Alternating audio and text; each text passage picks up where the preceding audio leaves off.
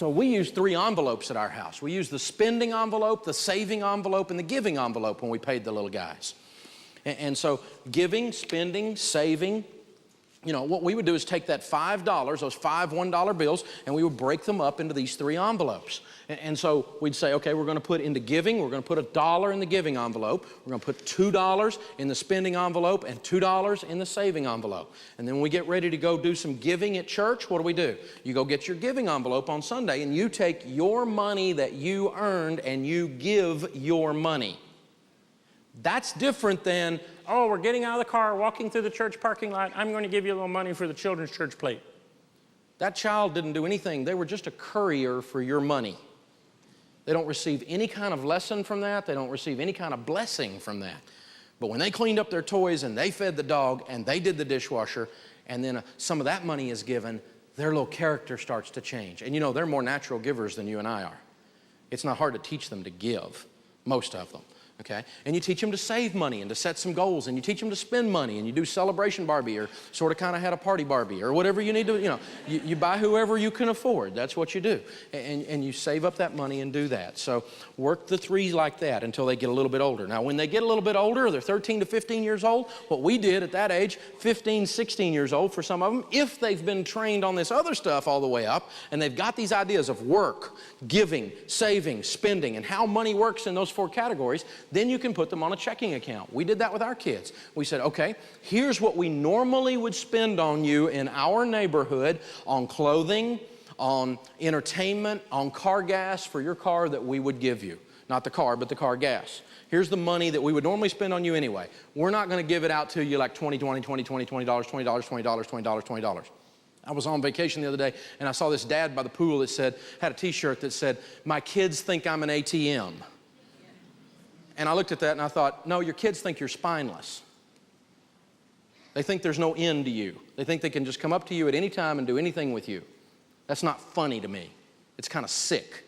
And so instead, what we're going to do is we're going to give you this amount of money in your checking account at the first of the month. When we started doing that, our girls particularly start shopping at different stores. Because you buy 1 dress with that amount of money, or you can buy 15 things with that amount of money. It just depends on how you think about it. And when that's it, and they really believe that Dad said, that's it, then that's it. And it's been amazing. And you get the opportunity, they have a new chore, keeping the checkbook balanced, not bouncing any checks. I've got one that's never bounced a check, all the way up through college has never bounced a check. I've got another one that bounced a check one time. Can you imagine being Dave Ramsey's kid and bouncing a check? Oh, man. I made that one go down and talk to the banker. I said, you have to go down to the banker and personally apologize. You will never bounce another check again. You just do that one time when you're 16 years old, right? You apologize for lying to them, for writing a check out of their bank that you didn't have the money in there to cover. You lied. It's an integrity issue. Dad, you're kidding. No, I look like I'm kidding. You get your butt down there. Change their life. What a wonderful lesson. What if somebody had done that to me when I was 16? It's been a whole different Dave Ramsey story, I can promise you. It's a whole different mindset on how this stuff works. The other thing we've done is we decided when our kids were teenagers and long before they were teenagers, we started telling them this, we're not buying your car. I'm not going to buy your car. I'm saving up, I'm going to pay for your college education, but I'm not buying your car. If you want a car, you better save up the money. We've been blessed, so I will match you. Our matching plan is 401 Dave. I'll match you as you go along, but I am not buying your car. So whatever you save up, that's what you're going to have. One of them was saving along, and somebody asked him the other day, you know, how are you doing towards your saving? And they said, I think I'm headed towards a really nice bicycle. So I'm going to have to kind of get with it. But I'll tell you what, the first one saved up some money, got a match and got a nice car. The second one went, whoa, that happened for real. Dad wasn't kidding. Got on the ball, got more money, got a bigger, nicer car. The third one's going, Dad, I'm thinking new Hummer.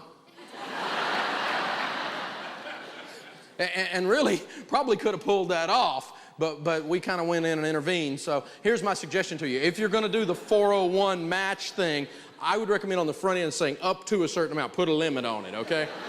I wasn't smart enough to see this coming, because as they move down the siblings, they get smarter about this, okay? Once they see it's a real deal and it's really, really, really going to happen. It's hard to watch your parents fight about money and struggle every day with bills. Dad gets letters from teens all the time asking, how can we help our parents? The good news, by taking this class, you won't have to live with money struggles. The best thing you can do right now is go home and share with your parents what you're learning. Show them the budget forms on the website and just get excited about this stuff, and then they'll be interested. But be careful. Don't give them advice if they don't ask for any. Money's a touchy subject to begin with. Dad calls this the powder butt syndrome. When someone has powdered your butt, they have trouble taking advice from you. All you can do is be excited and share with them what you're learning and just love them. They're doing the best they can. So the deal is this. You need to teach your kids about money, and they want to know. A Charles Schwab survey just the other day said 89% of teens want to know more about money. That's why the high schools need to be teaching it. Teens are really hungry for this stuff. They want to know how it works. And yet a Jumpstart Coalition study of high school seniors did a survey and did some testing of high school seniors all across the nation in all kinds of different socioeconomic settings. It wasn't just poor neighborhoods or rich neighborhoods. And here's what happened. 52.4% of the people that took the exam, a basic personal finance exam as a senior in high school, achieved a score of F. And yet they're getting ready to graduate from high school, and we're going to turn them loose and send them out there. Who's going to teach them about buying a new car? Car dealer? Now, there's a plan. See, we parents have got to get involved, and the schools need to get involved. There's a whole process there. You have the ability to change your family tree. Don't just give them money. If you do the stuff we teach in here, you're going to become wealthy. And if all you give them is money and no character, you will be a curse in their life. You'll change your family tree in a negative way. If you give them a work ethic, honesty, and money, well, you've started a new thing. You're the new Rockefellers. You're the new Vanderbilts. You've begun to bust the whole thing up. And so kids really care about this stuff. Be proactive. Warren Buffett said, give enough money to your kids that they can do anything, but not enough that they can do nothing. So to close up this lesson tonight, I thought it would be fun to have one of the Ramsey kids come and talk to you about kids and money. So I want to welcome our middle child, Rachel Ramsey. Come out, baby.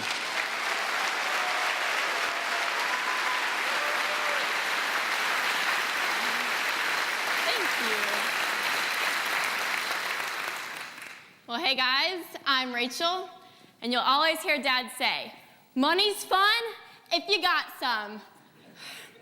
Well, not if you're Dave Ramsey's kid. Do you know that we have to work for every single thing that we want? You think you hear Dave says this or Dave said that. Try living with the man. Now, you know all those top 10 lists that they have on TV? Well, I made my 5 top reasons why it is so tough to be Dave Ramsey's kid.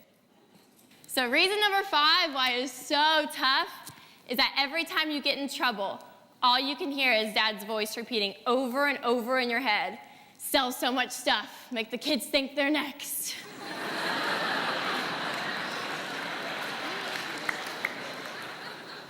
Reason number 4 why it is so tough to be Dave Ramsey's kid. You have to pull out your envelope system when you're this big at school to buy chocolate milk. Reason number 3 why it is so tough. Anytime a hot guy asks to pick you up for a date, you're required to ask him if his car is paid for.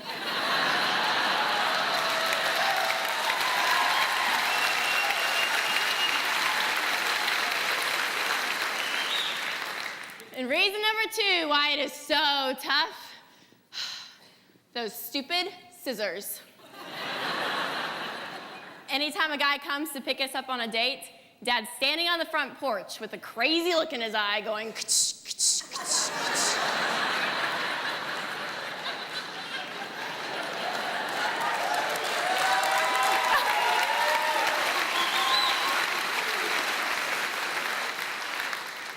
And reason number 1 why it is so tough to be Dave Ramsey's kid is that you are never, ever allowed, under any circumstances, to supersize your meals at McDonald's.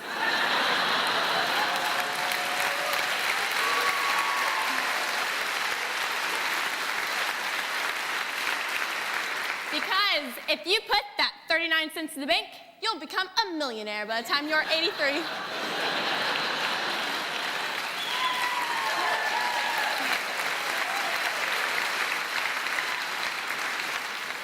No, but in all seriousness, this stuff really does work. Ever since I can remember, Dad always told us that we had to save up and pay for half of our car. So once I saw my sister do it, I knew he was serious. So I started working and saving like crazy. And all that torture finally paid off because by the time I was 16 years old, I had saved over $8,000. So I got a $16,000 car paid for in cash.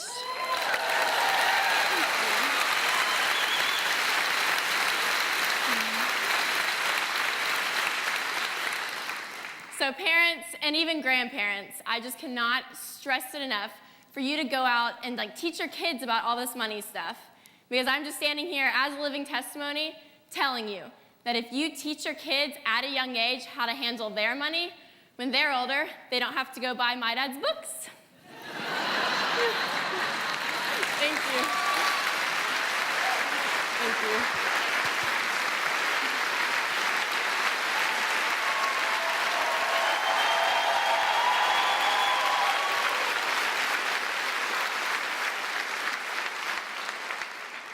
Yes, that's a proud daddy. That's okay. She's doing good, and so are the others. We're proud of them. If you teach them this stuff, they really do get it down in their spirits, and they really do understand it at a young age. So marriage and money, it's absolutely essential for nerds and free spirits to unite. It's absolutely essential for you singles to take control of your life. Put someone that's accountable to you, or that you're accountable to in your life. And those of you that are raising kiddos, don't be afraid to parent. Be a brave parent. You're going to make some mistakes. Don't let those mistakes disqualify your authority position. Step into their lives. Be loving and firm, and loving and loving and loving and a little more firm. And be there for them and teach them this stuff. This stuff works. Thanks for being here.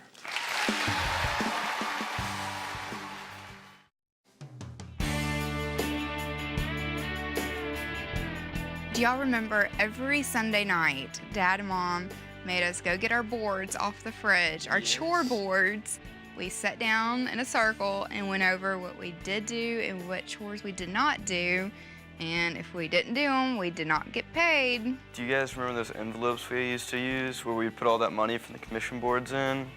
Yes. My spending envelope never went down. I remember my envelopes just kept getting bigger and bigger and bigger because I'm the natural saver of the group. And Dad would have his 15 ones out, and us 3 kids would be there, and he'd go, you know, for one kid, he'd be like, Rachel, did you clean your room? Went through all of our chores, and if we did it, he gave us all of our money. Denise always got the money because she's the most precise, and she always did her chores on time and everything.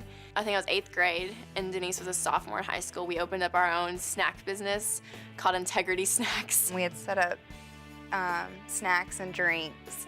And we did it in Dad's office because he has a couple kitchens throughout his office building. And Denise kept the books for all of our snacking business. She's really good at the whole organization thing because I'm not. I'm kind of just out there. I just know that I didn't do too well with the whole checking account at first. I remember sitting on the stairs in the kitchen and you having to make a phone call to the bank and apologizing.